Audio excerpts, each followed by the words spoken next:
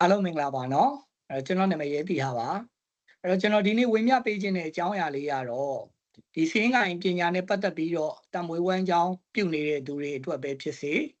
ဒီစင်းကိုင်ပညာနဲ့အတံမွေးဝမ်းကြောင်းပြုဖို့နော်စိတ်ကူးနေတဲ့ပြင်ဆင်နေတဲ့နော်သူငယ်တွေအတွက်ပဲဖြစ်စေ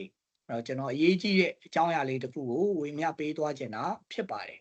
အဲ့ဒီဟာကိုတော့ကျွန်တော်ကဒီ topic လေးရဲ့နာမည်ကိုတော့ to be a professional ဆိုပြီးတော့ကျွန်တော်ခေါင်းစဉ်လေးပေးထားပါတယ်ဟုတ်ပါတယ်ကျွန်တော်တို့ professional တယောက်ဖြစ်ဖို့ဆိုရင်ဘာတွေလိုအပ်တယ်เนาะဘာတွေလုပ်ဖို့လိုမယ်ဆိုတာကိုရှင်းရှင်းလင်းလင်းသိဖို့အင်မတန်မှအရေးကြီးပါတယ်အဲ့လိုမျိုးမသိထားဘူးဆိုရင်ကျွန်တော်တို့ကအချိန်တွေကုန်ငွေတွေကုန်ပြီးတော့အလဟတ်တက်နဲ့เนาะကိုလိုရာလန်းခီးပန်းနိုင်ကိုမရောက်ဖဲနဲ့ကြံ့ကြာတာမျိုးတွေဖြစ်နေတတ်ပါတယ်နောက်တစ်ခုကကြတော့လူငယ်တွေအမြင်မှာလဲเนาะကိုကဘာကြီးတက်တယ်ဘာကြီးပြီးပြီးညာကြီးပြီးပြီးဆိုပြီးတော့ဒီလိုမျိုးစိတ်ကြီးဝင်နေပြီးတော့เนาะကိုအနေနဲ့လုံလောက်ပြီးထင်ပြီးတော့မလုံလိုက်မိတဲ့အရာတွေရှိခဲ့ရင်အချိန်လွန်တော့မှเนาะနောင်နာရတာမျိုးမလိုအပ်ဖဲနဲ့အချိန်တွေပုတ်သွားတာမျိုးဖြစ်မှာဆိုလို့ကျွန်တော်ဒီအကြောင်းအရာလေးကိုဝေမျှပေးချင်တာဖြစ်ပါတယ်ကျွန်တော်အနေနဲ့ to be a professional ဖြစ်ဖို့ဆိုရင်တော့ကျွန်တော်အဓိကခေါင်းစဉ်လေးနှစ်ခုနဲ့ကျွန်တော်ခွဲပြီးတော့ sharing လုပ်ပေးခြင်းပါတယ်အဲ့ဒါကဘာလဲဆိုတော့ education လို့ခေါ်တဲ့เนาะကျွန်တော်ပညာရေး background ပညာရေးနဲ့ပတ်သက်တဲ့အထောက်အပံ့ကောင်းတွေလိုအပ်တယ်လို့တစ်ဖက်မှာ experience လို့ခေါ်တဲ့เนาะ working experience ပေါ့အလုပ်အတွေ့အကြုံလုပ်ငန်းအတွေ့အကြုံဆိုတာလေเนาะမဖြစ်မနေလိုအပ်မှာဖြစ်ပါတယ်ဒါဆို professional ကဒီနှစ်ခုရှိရင်ရပြီလားဆိုတော့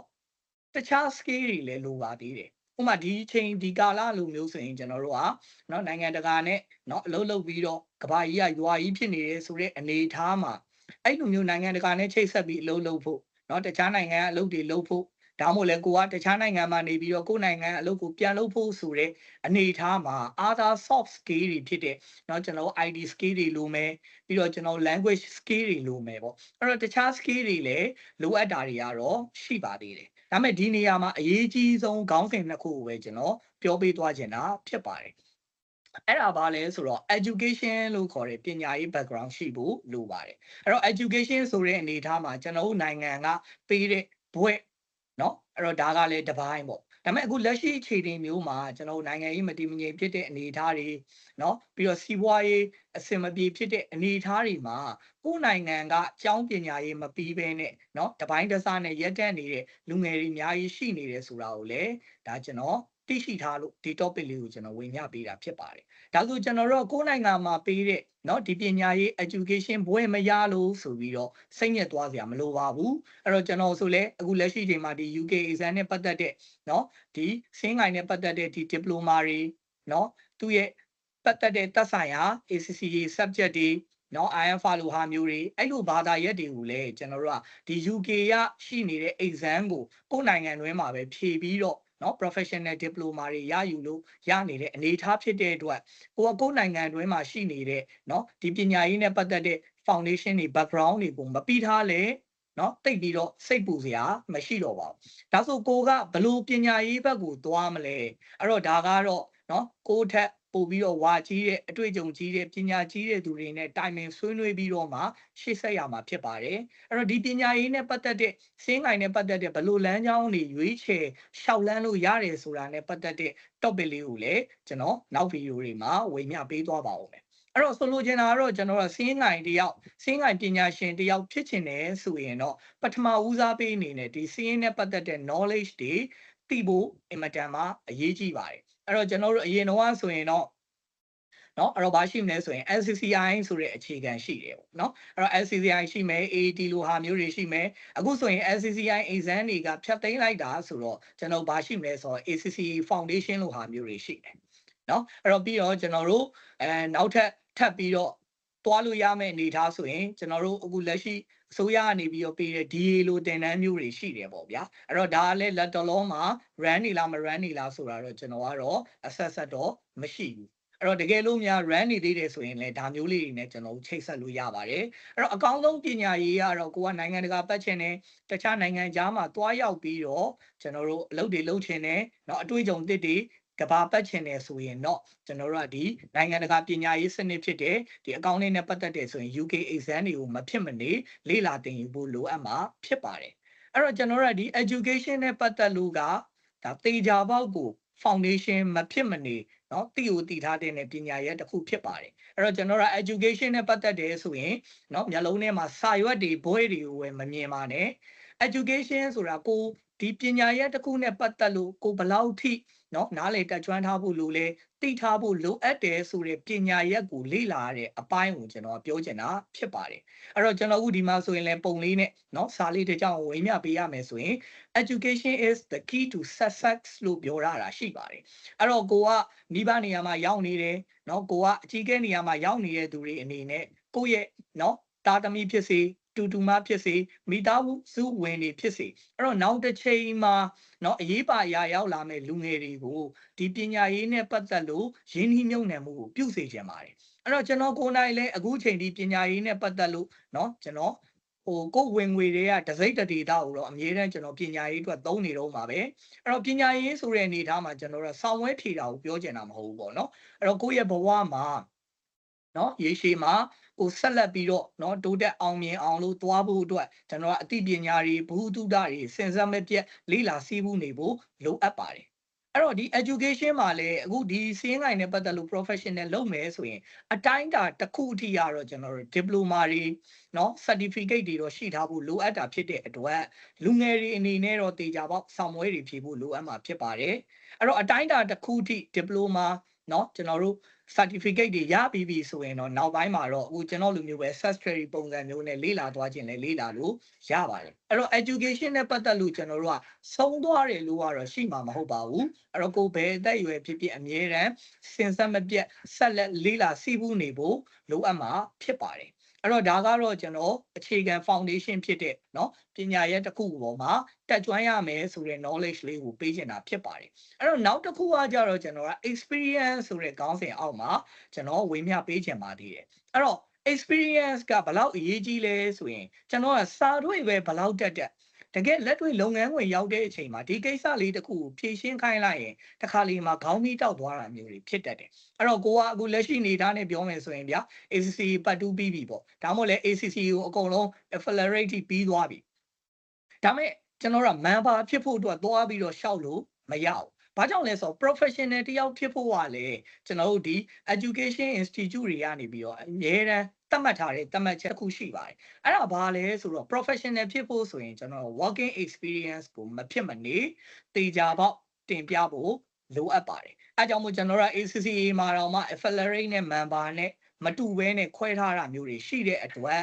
ဒီ experience ကအင်မတန်မှเนาะပို့ပြီးတော့ကျွန်တော်တို့ကအရေးကြီးတယ်လို့ပြောလို့ရပါတယ်အဲ့တော့တချို့တွေဆိုရင်ကျွန်တော်တို့အရင်ကအလောင်းလောင်းကိုကလူတွေဆိုရင်ကျွန်တော်တို့ဒီ landing နဲ့ပတ်သက်လို့เนาะခေတ်ကာလအနေထားရမျက်စိပွင့်နားပွင့်မရှိသေးတဲ့အနေထားမျိုးမှာပညာရေးအများကြီးမရှိဘဲနဲ့ဒီ working experience နဲ့တင်အခုချိန်ထိเนาะစင်းလောကထဲမှာလေပတ်ပြီးတော့ပညာရှင်လုပ်နေတဲ့သူတွေအများကြီးရှိပါတယ်အဲ့တော့ဆိုလိုတာကသူတို့ကအခြေခံ education နဲ့ပတ်သက်တဲ့အရာတွေပြီးထားပေမဲ့နောက်ပိုင်းမှာကိုယ့်ဘာကို self study နဲ့ learning လုပ်ပြီးတော့သူတို့ရဲ့ experience အရာအခုချိန်မှာเนาะကောင်းကောင်းရက်တည်ပြီးတော့လေပတ်ပြီးတော့ run နေတဲ့သူတွေလည်းအများကြီးရှိပါတယ်အဲ့တော့ experience မရှိရင်တော့ကိုကဒီပညာရပ်နဲ့ပတ်သက်လို့ဘယ်လောက်ထိ certificate တွေပဲပိုင်တာ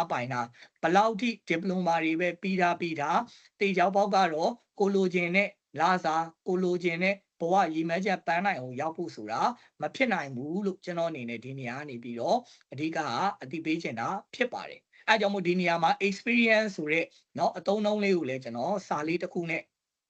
Julius Caesar ပြောထားတဲ့เนาะစာလေးတစ်ခုနဲ့ကျွန်တော်ဝေမျှပေးချင်ပါတယ် experience is the teachers of all things လို့ပြောထားတာရှိပါတယ်အဲ့တော့အတွေ့အကြုံတွေကကျွန်တော်တို့ငွေပေးဝယ်ယူလို့မရပါဘူးအဲ့တော့တခါလေမှာတချို့ကလည်းပြောတယ်ပေါ့အတွေ့အကြုံတွေကကျွန်တော်တို့စာဖတ်ခြင်းကနေရတယ်အဲ့တော့ကျွန်တော်လည်းအခုဒီနှစ်ထဲမှာစာတော်တော်ဖတ်တဲ့ထဲမှာပါပါတယ်ဒါပေမဲ့တချို့စာဖတ်လို့ရတဲ့အတွေ့အကြုံတွေကကျွန်တော်တို့ဘဝမှာလက်တွေ့ကိုကြုံတွေးလိုက်ရတဲ့အတွေ့အကြုံတွေတက်ဆိုင်ဘာမှမဟုတ်ဘူးလို့ပြောလို့ရပါတယ်အဲ့တော့ကိုကြုံတွေးလိုက်ရတဲ့အတွေ့အကြုံတွေကတော့ပို့ပြီးတော့ရင်းနှီးမှုရှိတယ်ကျွမ်းဝင်မှုရှိတယ်ကိုပို့ပြီးတော့အတိတရားတွေเนาะပညာတွေအများကြီးတိုးတက်သွားစေမှာဖြစ်ပါတယ် အဲကြောင့်မို့ကျွန်တော်တို့ကဘယ်ပညာရပ်မှာပဲအတမွေးဝမ်းကြောင်းပြုကျင်တဲ့သူပဲဖြစ်စေပြုနေတဲ့သူပဲဖြစ်စေ education ကလည်းတစိတ်တဒေတာအရေးကြီးတာဖြစ်သလို experience ကလည်းအင်မတန်မှအရေးကြီးပါတယ်အဲကြောင့်မို့ကျွန်တော်ကလူငယ်တွေကိုပြောချင်တာကလည်းအခုလက်ရှိချိန်မှာစာပဲလုပ်နေတဲ့သူတွေကိုလည်းအတိုင်းအတာတစ်ခုထိလုပ်ငန်းအတွေ့အကြုံတွေရအောင်လို့လုပ်ငန်းဝင်စေချင်ပါတယ်အဲ့တော့ဒီနေသားမှာလုပ်ငန်းရှင်တွေဘက်ကလည်းတတ်နိုင်သမျှကိုယ်နိုင်ငံကလူငယ်တွေကိုပညာရှင်ဖြစ်အောင်လို့အတွေ့အကြုံမရှိသေးတဲ့လူတွေကိုလည်းတတ်နိုင်သမျှဆွဲခေါ်ပေးဖို့လိုသလိုအတွေ့အကြုံရှိပြီးသား senior တွေကလည်းနော်ကိုနောက်ကတက်လာတဲ့ generation ကိုမြောက်ဝမ်းသာနဲ့ကျွန်တော်တို့ကဗာလဲလက်ဆွဲခေါ်ဖို့အင်မတန်မှအရေးကြီးပါတယ်အဲ့တော့ကျွန်တော်ဘာကြောင့်ဒီစကားကိုပြောလဲဆိုရင်များသောအားဖြင့်ကျွန်တော်မြန်မာ society လို့ပြောလိုက်ရင်နော်နောက်လာတဲ့နော်ကလေးတွေကိုရှေ့မှာရှိနေတဲ့လူကြီးတွေကနော်ကျွန်တော်တို့ကဝမ်းမြောက်ဝမ်းသာစွာနဲ့လက်ဆွဲလက်ကမ်းပြီးတော့ကြိုဆိုတဲ့ယဉ်ကျေးမှုဟာအင်မတန်မှအားနည်းပါတယ်အဲ့တော့ဒါကအမှန်တရားပါအဲ့တော့ကျွန်တော်ဒီစကားကိုပြောလို့မကြိုက်တဲ့လူလည်းရှိကောင်းရှိလိမ့်မယ်ဒါပေမဲ့ကျွန်တော်အတွက်ကဘာမှမဖြစ်ပါဘူးဒါပေမဲ့ကျွန်တော်ဒီစကားပြောလိုက်လို့ထိုင်လျောက်ထိကိုကအဲ့လိုလူမျိုးတွေမှာပါနေတဲ့သူကြီးတယောက်ဆိုရင်နော်နောင်လာမဲ့လူငယ်တွေနောင်တက်လာမဲ့ generation တွေကိုဦးစားပေးရမယ်ဆိုတဲ့အသည့်လေးတစ်ခုရသွားရင်ကျွန်တော်အနေနဲ့အင်မတန်မှဝမ်းသာမိမှာဖြစ်ပါတယ်အဲ့တော့နောက်တစ်ခုကကြတော့အခု education ရတော့ကျွန်တော်ထိုင်လျောက်ထိတော့เนาะကျွန်တော်ပညာရေးချင်းတွေရှိပြီးပြီအတွေ့အကြုံမရှိသေးတဲ့အချိန်မှာလုပ်ငန်းဝင်တဲ့အချိန်မှာเนาะကျွန်တော်အနေနဲ့အခုလူငယ်တွေကိုဘာလေးသတိထားစေခြင်းလဲဆိုရင်အလုံးလျှောက်တဲ့အချိန်မှာဘလောက်ရမှရှောက်မယ်ဘလောက်ရမှလုံးမယ်ဆိုတဲ့စိတ်လေးတစ်ခုကိုတော့ပြင်ဆင်ခြင်းပါတယ်အဲ့တော့ဘယ်လုပ်ငန်းရှင်မှเนาะဘယ်စီးပွားရေးပိုင်ရှင်ကမှလုပ်ငန်းအတွေ့အကြုံမရှိတဲ့လူတစ်ယောက်ကိုเนาะထိုက်တဲ့မျှတတဲ့လားစာเนาะချက်ချင်းပေးဖို့ဆိုတာဖြစ်နိုင်မှာမဟုတ်ပါဘူးအဲ့တော့ကျွန်တော်လည်းလုပ်ငန်းရှင်ဖြစ်တဲ့အနေအထားမှာလည်းလုပ်ငန်းတွေ့ကြုံတော့မရှိဘူးစာရွက်ကြီးတွေကင်ပြီးတော့ကျွန်တော်လာပြရတယ်ဆိုရင်လေဥပမာဆိုရင်ကိုက9သိန်းတန်မဲ့လုပ်ငန်းဆိုရင်ချက်ချင်း9သိန်းပေးပြီးခန့်ဖို့ဆိုတာကျွန်တော်အနေနဲ့တော့တွေးဝေးမှာအမှန်ပါပဲဒါဆိုကိုက9သိန်းနဲ့ထိုက်တန်တဲ့အလုပ်တစ်ခုကိုကိုကဝင်လုပ်မယ်ဆိုရင်9သိန်းနဲ့ထိုက်တန်ကြောင်းနံပါတ်1အရင်ဦးဆုံးပြဖို့လိုအပ်ပါတယ်အဲ့လိုဖြစ်ဖို့ကိုလည်းကျွန်တော်တို့ကเนาะကိုကဒီအလုပ်ကိုရကျင်နေဆိုရင်ဘာဖြစ်ဖို့လိုလဲဆိုရင်ဒီလားသာဆိုတဲ့စကားကိုပထမဦးဆုံးမပြောမိဖို့ကိုလည်းဒါတတိထားဖို့ကျွန်တော်ဒီနေရာနေပြီးတော့เนาะဒါဝေမျှပေးချင်တာဖြစ်ပါတယ်။ဘာကြောင့်လဲဆိုတော့တချို့အလုပ်ခန့်တဲ့အနေအထားမှာကိုရီးယား working experience ကလည်းပြည့်စုံပြီကိုမှလည်းလိုအပ်တဲ့ skill တွေကပြည့်ပြီဆိုရင်တော့ကိုကြိုက်တဲ့เนาะ level ကိုကြိုက်တဲ့လားစာကိုလက်မထောင်ပြီးတော့ကျွန်တော်တို့ကဘာဖြစ်လို့ရလဲဆိုရင်တောင်းဆိုလို့ရပါတယ်ဒါပေမဲ့ကိုကလုပ်ငန်းအတွေ့အကြုံမရှိသေးတဲ့သူတွေအနေနဲ့เนาะတခါလေးမှာကျွန်တော်အင်တာဗျူးတဲ့အချိန်မှာဒါမျိုးတွေလည်းကြုံရပါတယ်အဲ့တော့ကိုကလုပ်ငန်းအတွေ့အကြုံတော့မရှိသေးဘူး education ကလည်းကျွန်တော်အခြေခံပဲရှိသေးတယ်အဲ့ဒါကိုဘလောက်ရလားစာရမှာတို့ဘာဖြစ်မှာတို့ဆိုရင်တော့ကျွန်တော်ကအင်တာဗျူးတဲ့အပိုင်းကိုတတ်နိုင်တဲ့လောက်နေရာမှာတင်ဖြတ်ပြီးတော့เนาะကျွန်တော် selection ရွေးတဲ့လူတွေကနေဘူးကျွန်တော်ဘာဖြစ်လဲဆိုရင်ကျွန်တော် reject လုပ်လိုက်ပါတယ်ဘာကြောင့်လဲဆိုတော့ဒီလိုမျိုးစိတ်ရှိနေတယ်ဆိုရင်ကျွန်တော်က landing လုပ်တဲ့အချိန်မှာလည်းအခက်အခဲဖြစ်တယ်လို့နော်ကိုဘဝတိုးတက်ရတိုးတက်ကြောင်းပါလေနောက်ရှက်အဟန်တာတစ်ခုဖြစ်နေမယ်ဆိုတာကိုကျွန်တော်ဒီနေရာကနေဝင်မြပေးချင်တာဖြစ်ပါတယ်အဲအကြောင်းမလို့ကျွန်တော်တို့အခုမှစပြီးတော့နော်ဒီစီးပွားရေးနဲ့ပတ်သက်လို့တံမိုးဝမ်းကြောင်းပြုမဲ့လူငယ်တွေအနေနဲ့နံပါတ်1ကိုယ့်ရဲ့စိတ်ကိုနော်ချိုးနှိမ်ပြီးတော့တတ်နိုင်များသိခံပြီးတော့ပတ်စံထက် experience ရအောင်လို့ငါစူးစမ်းပြီးတော့လေ့လာမယ်ဒီအတွေ့အကြုံတွေရသွားရင်ငါလိုချင်တဲ့ပန်းတိုင်းငါလိုချင်တဲ့လားစာငါလိုချင်တဲ့ level ကိုရောက်နိုင်တယ်ဆိုတဲ့အသည့်လေးကိုကျွန်တော်ဒါလေးကိုပေးချင်တာဖြစ်ပါတယ်အဲ့တော့ senior အနေနဲ့လည်းအဲ့လိုအတွေ့အကြုံမရှိတဲ့လူငယ်တွေနောက် generation တွေရောက်လာတဲ့အချိန်တွေမှာလည်းဝေးပြပေးပါတင်ပေးပါလက်ဆွဲခေါ်ပါလို့ကျွန်တော်အနေနဲ့ဒီနေရာကနေတိုက်တွန်းချင်ပါတယ်အဲ့တော့ဘလို့ပဲဖြစ်ဖြစ်ကျွန်တော်တို့ education နဲ့ experience ကတွဲပြီးတော့သွားရပါတယ်အဲ့တော့ experience ကြီးပဲရှိနေပြီးတော့ education ကနှိမ့်နေရင်လေကျွန်တော်တို့ကအပေါ် level တွေမှာအလုပ်ခန့်ဖို့ဆိုတာအခုနောက်ပိုင်းမှာလုပ်ငန်းရှင်တွေအနေနဲ့ရွေးချယ်မှာမဟုတ်ပါဘူးအဲ့လိုမဟုတ်ဘဲနဲ့ education ကတအားမြင့်နေပြီးတော့ experience မရှိဘူးဆိုရင်လေကိုကရောက်တဲ့ရောက်တိုက်တဲ့ level တခုကိုရောက်ဖို့ဆိုတာဖြစ်နိုင်မှာမဟုတ်ပါဘူးအဲ့တော့အဲ့ဒီနောက်ပိုင်းမှာလည်းအခွင့်အလမ်းတွေအများကြီးဆုံးရှုံးသွားနိုင်တယ်ပေါ့အဲ့တော့ကျွန်တော်အနေနဲ့ကျွန်တော်ရဲ့အတွေ့အကြုံလေးကိုဝေမျှရမယ်ဆိုရင်ကျွန်တော်လုပ်ခဲ့တဲ့အလုပ်တိုင်းမှာကျွန်တော်ဘယ်တော့မှအလုပ်လျှောက်တဲ့ချိန်မှာ expected salary ကိုကျွန်တော်ထည့်ပြီးတော့ရေးခဲ့တာမျိုးမရှိပါဘူး အဲ့တော့ပထမဦးဆုံးဒီစီးရင်ကိုင်နဲ့ပတ်သက်တဲ့လုပ်ငန်းအတွေ့အကြုံကိုเนาะကျွန်တော်ရန်ကုန်စီးပွားရေးတက္ကသိုလ်ကနေကျောင်းပြီးတဲ့2008ဒီဇင်ဘာမှာကလေးကကျွန်တော်စပြီးတော့ join ဖြစ်တယ်အဲ့လို join တဲ့အချိန်မှာလဲเนาะအဲ့တော့ကိုကကျောင်းဘွဲမရသေးဘူးကိုကျောင်းပဲပြီးထားသေးတာဆိုတော့เนาะအဲ့တော့ဘွဲကနောက်နှစ်မှာ2009ထဲမှာဘွဲလက်မှတ်ရတာဆိုတော့အဲ့တော့ तू မေးတယ်မေးတဲ့အနေထားမှာကိုဖြေတော့ तू သဘောကျတယ်โอเคအဲ့တော့ तू အနေနဲ့အလုပ်ခန့်မယ်လို့ပြောတယ်ဆိုတော့ကိုလှုပ်လိုက်တယ်လာစာတပြားတစ်ချက်မှမမေးဘူးဒါပေမဲ့သူ့မှာတော့ तू သတ်မှတ်တဲ့လာစာရှိတယ်ဆိုတာတော့သိပြီးသားပေါ့အဲ့တော့ဘာလုပ်လဲဆိုတော့အဲ့ဒီအချိန်ကနေစပြီးအခြေခံဘောက်ချင်းဘောက်ချာတွေနဲ့เนาะတိုက်စစ်တယ်တော့ကွန်ပျူတာထဲမှာ data entry ရိုက်ထည့်တယ်ဆိုတော့ bookkeeping အဆင့်အနေစပြီးတော့ landing လုပ်လာတယ်အဲ့ဒီကနေမှကိုယ့်ကိုတဖြည်းဖြည်း confidence ရှိလာတဲ့အနေထားမှာပထမလကုန်တဲ့အချိန်မှာတယ်เนาะကျွန်တော်ရဲ့ဆရာသမားပေါ့เนาะအဲ့ဒီအချိန်တော့ဒီစင်းစစ်ကုမ္ပဏီရဲ့ကျွန်တော်ရဲ့ဆရာသမားကနေပြီးတော့ကျွန်တော်သူကပုံဝင်လင်းလင်းပြောတယ်သူသတ်မှတ်ထားတဲ့လစာကတော့ဒီလောက်ပေါ့ဒါပေမဲ့ကျွန်တော်အလုပ်လုပ်တာကိုသဘောကျတဲ့အတွက်စူးစမ်းတဲ့အတွက်သူဒီလောက်တော့တိုးပေးထားပါတယ်ဆိုပြီးတော့ကျွန်တော်ပုံပွင့်လင်းလင်းနဲ့ပြောခဲ့တဲ့အချိန်တွေရှိပါတယ်အဲ့တော့ဆိုလိုချင်တာကကျွန်တော်တို့လုပ်ခဲ့တဲ့အချိန်တုန်းကလစာက9000မပြည့်ပါဘူးမြန်မာပတ်စံ9000မပြည့်ပါဘူးဒါပေမဲ့အဲ့တုန်းကတော့ကျွန်တော်တို့မြန်မာငွေကြေးရတန်ဖိုးနည်းနည်းလေးရှိသေးတာပေါ့ဗျာအခုလိုမျိုးတော့เนาะကျွန်တော်တန်ဖိုးကျသွားတဲ့အနေထားတော့မဟုတ်သေးဘူးပေါ့ဒါပေမဲ့လည်းသူသတ်မှတ်ထားတဲ့လစာတက်ပို့ပေးတယ်ဆိုတဲ့ message လေးကိုကျွန်တော်ပေးချင်တာဖြစ်ပါတယ်အဲ့တော့ကျွန်တော်ကလည်းဒီလစာဘယ်လောက်ရပါသေးဆိုပြီးလုပ်တာမဟုတ်အဲ့တော့ကိုယ့်အတွက်လုပ်ငန်းအတွေ့အကြုံကအရေးကြီးတယ်ဆိုတဲ့အနေထားနဲ့လုပ်တဲ့ပေါ်မှာလုပ်ငန်းရှင်တွေကเนาะကိုယ့်ရဲ့ဆရာသမားတွေကဘယ်တော့မှဒီတိုင်းကြည့်မနေဘူးဆိုတာလေးကိုလည်းကျွန်တော်ဝေမျှပေးချင်တာဖြစ်ပါတယ်အဲ့လိုနဲ့လုံရင်းနဲ့ကျွန်တော်လုပ်တဲ့အတွေ့အကြုံ9နှစ်လောက်ဖြစ်လာတဲ့အခြေအနေမှာကျွန်တော်နောက်ထပ်လုပ်ငန်းတစ်ခုကိုပြောင်းတဲ့အချိန်မှာပုံမှန်ကုမ္ပဏီဝန်ထမ်းရတဲ့လစာထက်ကျွန်တော်3ဆလောက်ရတဲ့အနေအထားတစ်ခုကိုဖြစ်သွားပါတယ်အဲ့ဒီအချိန်မှာကျွန်တော်ရဲ့ education ကိုပြောပါဆိုရင်ကျွန်တော် BCom ဘွဲရထားတာတစ်ခုရှိမယ်ပြီးတော့ SCCI level 3ပြီးထားတယ်ဒါပဲအဲ့ဒီအချိန်မှာပုံမှန်လူတစ်ယောက်ရနေတဲ့ကုမ္ပဏီဝန်ထမ်းလစာရဲ့ကျွန်တော်3ဆကိုရနေပါတယ်ဒါဆိုရင်ကျွန်တော်ရဲ့ experience 9နှစ်ပဲရှိသေးပေမဲ့เนาะပညာရေးချင်းကပြောရင်တော့နည်းနည်းလေးနည်းနေတယ်လို့ကိုထင်မြင်တာဖြစ်တဲ့အတွက်ကျွန်တော်နောက်ထပ် professional diploma တွေကိုကျွန်တော်ထပ်ပြီးတော့စီးပူးလေ့လာပြီးတော့ဖြည့်ဆို့ခဲ့တယ်အဲ့တော့ဒါလေးကကျွန်တော်ဘဝနဲ့เนาะကျွန်တော်ရဲ့အတွေ့အကြုံနဲ့ဝေမျှပြီးတော့ပြောပြချင်တာပါအဲ့တော့လူငယ်တွေကိုเนาะကျွန်တော်ဒီနေရာမှာအဓိကဘာပြောချင်လဲဆိုရင်ကိုကပတ်စံရဖို့ဆိုတာအတွက်အတွေ့အကြုံရဖို့ကိုဦးစားပေးပြီးတော့လုပ်ငန်းဝင်ကြပါအလုပ်တွေရှောက်ကြပါအဲ့တော့တက်နိုင်သမျှခွန်အားเนาะအရွယ်ညံကောင်းနေတဲ့အချိန်မှာအင်မတန်ရေးကြည့်တဲ့ experience တွေကိုကျွန်တော်တို့ရထားတယ်ဆိုရင်ကိုနိုင်ငံထဲမှာမလုပ်ချင်မဲနဲ့ကဘာပဲပတ်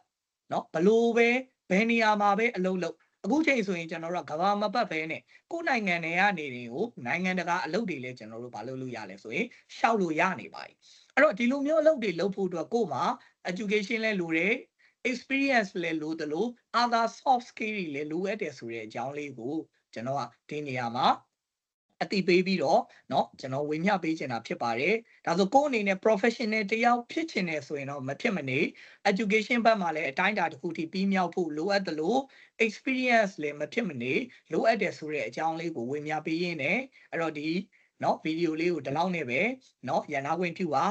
ဒါဆိုရင်ဒီဗီဒီယိုလေးကိုအဆုံးထိကြည့်ရှုနားထောင်ပေးတဲ့အတွက်လည်းကျေးဇူးအများကြီးတင်ပါတယ်အဲ့တော့ကျွန်တော်ဒီ professional ကိစ္စရပ်တွေနဲ့ပတ်သက်လို့เนาะကျွန်တော်တို့ဘယ်လိုလမ်းကြောင်းသွားရမယ်ဘာတွေလုပ်ရမယ်ဆိုတာနဲ့ပတ်သက်လို့သိကျင်တဲ့เนาะနောက် generation လူငယ်တွေကိုလည်းเนาะကျွန်တော်ကိုဆက်သွယ်ပြီးတော့မေးမြန်းတိုင်ပင်ဆွေးနွေးလို့ရတယ်ဆိုတဲ့အကြောင်းလေးကိုเนาะကျွန်တော်အတိပေးသတင်းကောင်းပါရင်းနဲ့အဲ့တော့ဒီလောက်နဲ့ပဲရန်နာခွင့်ပြုပါအဲ့တော့ကျွန်တော်တို့နောက်ထပ်ဗီဒီယိုတွေမှာပြန်ပြီးတော့ဆုံတွေ့ကြတာ